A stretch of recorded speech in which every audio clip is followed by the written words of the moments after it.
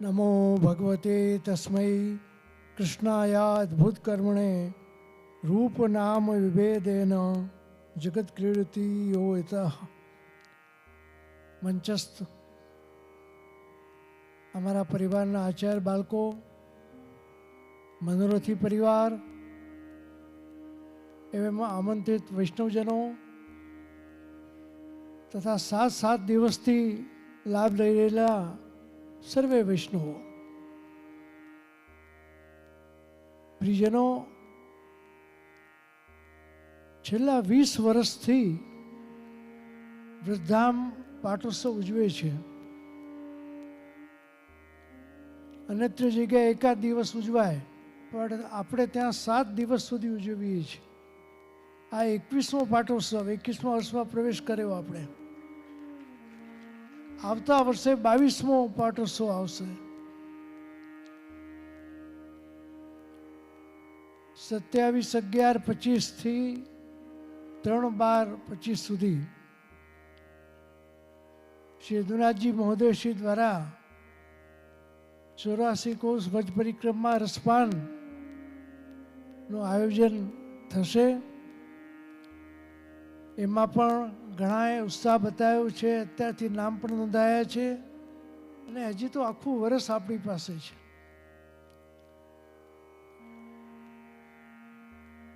કેમ વૈષ્ણવોને પોષણ મળે, કેમ વૈષ્ણવોનો ભાવ વધે, નિરંતર અમારા મનમાં એ ઉત્કંઠા રહેતી હોય છે. અને એના માટે થઈને અલગ અલગ વિષય અમે તૈયાર કરીએ છીએ અને અમારા બાળકો પણ તૈયાર થાય છે કે પુષ્ટિ માર્ગના વિભિન્ન વિષયો ઉપર આપણે વૈષ્ણવોને પોષણ આપીએ. અને આ વખતનો તો અદ્ભુત હતો. 7 દિવસ જુદું જુદું, પણ શ્રી ધાકેશલાલજી મહોદયે ખૂબ જ સુંદર રીતે આ 7 દિવસનું રસપાન કરાયું છે. એમના સ્વર્ણ જયંતિ વર્ષનું આ સાફલ્ય છે.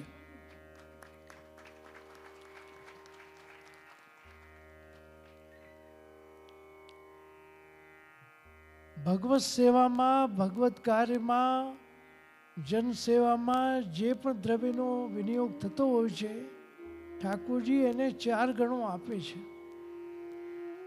પહેલાં તો એની ઈચ્છા થવી એ સૌથી પ્રમુખ કારણ છે. ઘણીવાર વૈષ્ણવ કહેતા હોય છે, જે મારી એટલી તૈયારી નહોતી આરંભમાં, પણ પાછળથી થઈ ગઈ. સત્ય સંકલ્પો તો વિષ્ણુ નાને થાતું કરી હતી. સારા સંકલ્પો ઠાકોરજી આપે છે અને પૂરા પણ એ જ કરાવે છે. એમનું જ બળ આપણને મળે છે.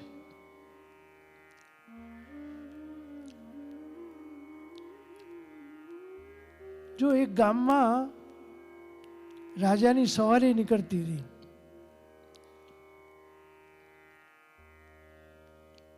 તો નગરજનો બધા જોવા માટે આવતા હતા. એ ગામમાં એક દરિદ્ર બ્રાહ્મણ રહેતો હતો.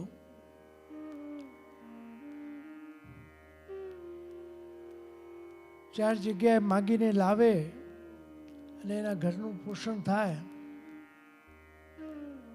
એના પત્નીને કહ્યું કે ભાઈ એક થેલી આપ અને એક મુઠ્ઠી ચોખા હોય ઘરમાં તો એમાં આપી દે. કે અનાજ હશે તો અનાજ આવશે. એના સંસારનો નિયમ છે. વસ્તુ જોઈને વસ્તુ લોકો આપતા હોય છે. કે જ્યાં ત્યાંથી ભેગું કરીને એક મુઠ્ઠી અનાજ એમાં નાખ્યું. એ ઝોલી લઈને નીકળ્યો. જેવું કે બહુ મોટું વરઘોડો નીકળે છે રાજાનો. હવે આમાં ક્યાં મારો નંબર લાગશે? પણ આ વખતે એને અદ્ભુત કાર્ય જોયું કે રાજા દર વખતે બધાને આપતા હતા. આ વખતે પોતે માંગી રહ્યા છે કે નગરમાં દુકાળ પડ્યો છે રાજ્યમાં. નગરજનો દુઃખી છે. તે રાજા પોતે હાથ ફેલાવીને બધા પાસે માગે છે કે કંઈ અમને આપો, આ નગરજનોનું કલ્યાણ થાય. એટલામાં બિચારો બ્રાહ્મણ દુઃખીમાં વધારે દુઃખી થયો કે હું તો લેવા આવ્યો તો આ તો માગવા રાજા નીકળ્યા છે. કંઈ વાંધો નહીં. રાજાનો રથ એની પાસેથી પસાર થયો. રાજાએ હાથ ફેલાયા, બહુ મન કઠણ કરીને એ ચોખામાં હાથ નાખ્યો અને 4 દાણા રાજાને આપી દીધા. રાજાએ લઈ લીધા અને સવારી તો નીકળી ગઈ. બહુ દુઃખી મનથી એણે આપ્યા હતા. કે તો પહેલાથી જીવનમાં અભાવ અને પછી આપવાનું. જ્યારે ઘેર ગયો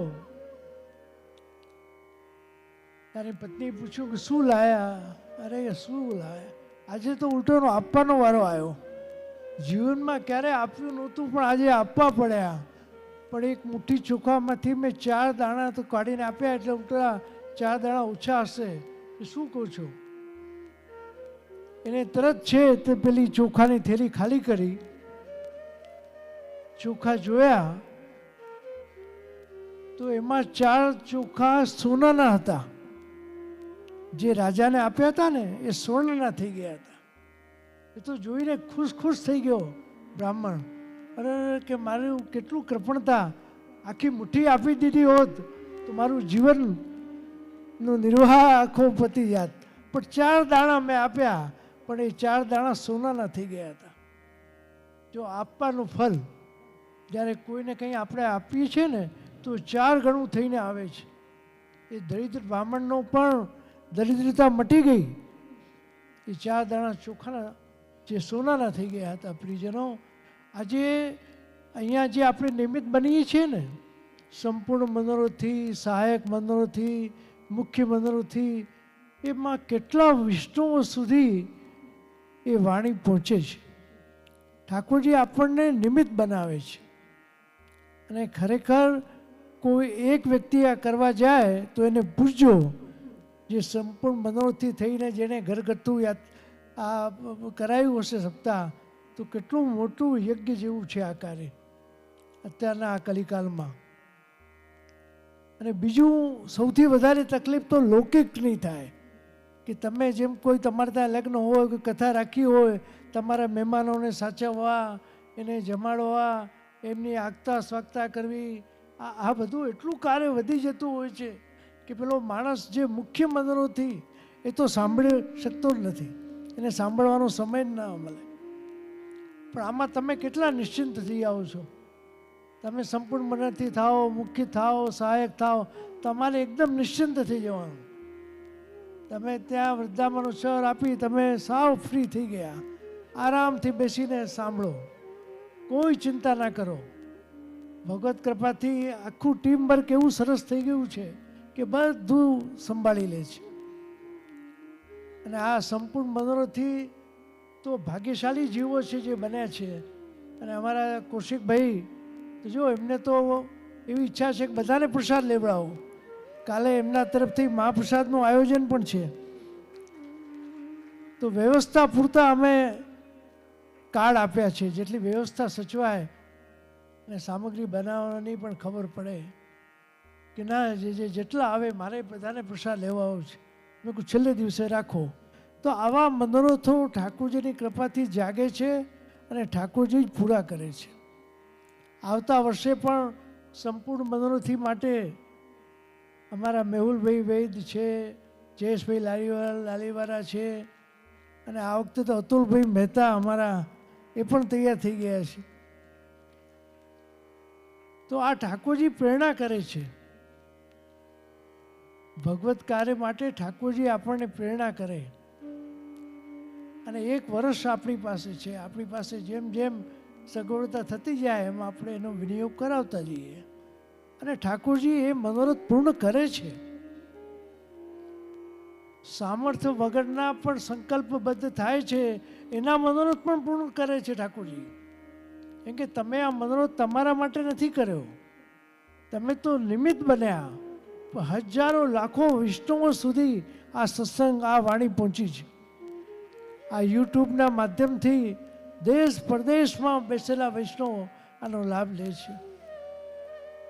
અને ક્યાં ક્યાંથી પરદેશથી વૈષ્ણવો આવે છે આનો લાભ લેવા માટે. અને સૌથી મોટો લાભ એ છે કે સપરિવાર અમે ઉપસ્થિત હોઈએ છીએ. ઘણીવાર બધા ના મળે, પણ આ સમયે કોઈ આવે તો પૂરો પરિવાર એને મળી જાય. તો હું ખૂબ મારી પ્રસન્નતા વ્યક્ત કરું છું. જે મનોરથી થયા એને ખૂબ શુભકામના હું આપું છું.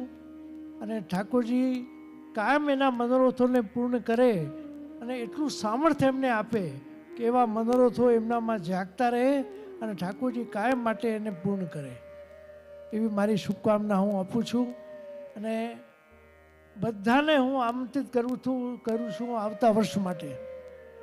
તારીખ 27/11/25થી 3/12/25 સુધી જે 84 કોષ વજ પરિક્રમા રસપાનનો યદુરાજી મહોદયશ્રી દ્વારા એમની વાણી દ્વારા જે અહીંયા આયોજન થશે, તો જરૂરથી બધા લાભ લેજો. બધાને મારું સહર્ષ આમંત્રણ છે. આ તો વધાઈ છે પ્રિયજનો, કંકોત્રી મળે કે ના મળે પણ વધાઈ મળી જાય આપણે પહોંચી જવાનું. આ કોઈ લૌકિક કાર્ય નથી. અલૌકિક કાર્યમાં બહુ આમંત્રણની જરૂર ના હોય. આપણું ગણીને આવવાનું છે, આપણા આત્માના કલ્યાણ માટે છે. જેમ દેહને ટકાવી રાખવા માટે ભોજનની જરૂર પડે છે, એમ આત્મામાં રહેલા ભાવને પોષણ આપવા માટે સત્સંગની બહુ જરૂર છે પ્રિયજનો. નિતાંત આવશ્યકતા છે. એ સત્સંગ એ આત્માનું પોષણ છે. ગમે એટલા પ્રહારો થાય, લૌકિક કષ્ટ આવે, પણ આપણો આત્મા જો દ્રઢ હશે, મજબૂત હશે, તો આપણને વિચલિત નહીં થવા દે. દેહ ધર્મો પણ બાધક બને છે, પણ આત્મધર્મ એ સૌથી મહત્વનું છે. અને આત્મધર્મ જ ભગવત સેવા છે. દેહ ધર્મથી જન્મ સેવા કરીએ, લોકોની સેવા કરીએ, પણ આત્મધર્મ એ ભગવત સેવા માટે છે. જીવનું સાચું કાર્ય એ ભગવત સેવા છે, કેમ કે માનવ દેહ આપણને મળ્યો છે. અને શ્રી વલ્લભ તો સેવાની વ્યાખ્યા પણ એ જ કરે છે કે ચેતસ તત્ પ્રણવ સેવા તત્સિદ્ધે તનુ વિતિજા. ચિત્તનું મનનું પ્રભુમાં પરવાઈ જવું એનું નામ જ સેવા છે. અને એના માટે તનુજા વિતિજા છે. અને એનાથી સૌથી મોટો લાભ શું થાય? તથા સંસાર દુઃખસ્ય નિવૃત્તિ બ્રહ્મ બોધનમ. સંસારના દુઃખોની નિવૃત્તિ થાય અને બ્રહ્મનો બોધ આપણને થાય. આ સૌથી મોટો લાભ. તો પ્રિયજનો ખૂબ ખૂબ મારી શુભકામના, શુભ આશીર્વાદ આપું છું કે જેને 7 દિવસ સુધી અહીંયા બેસીને કથા શ્રવણ કરી છે. બસ અંતઃકરણથી હું એ આશીર્વાદ આપું છું કે એ વાણી જે આચાર્યો દ્વારા થઈ એ તમારા હૃદયસ્થ થઈ જાય. બસ. અને આવી રીતે દર વર્ષે તમે લોકો આવતા રહો.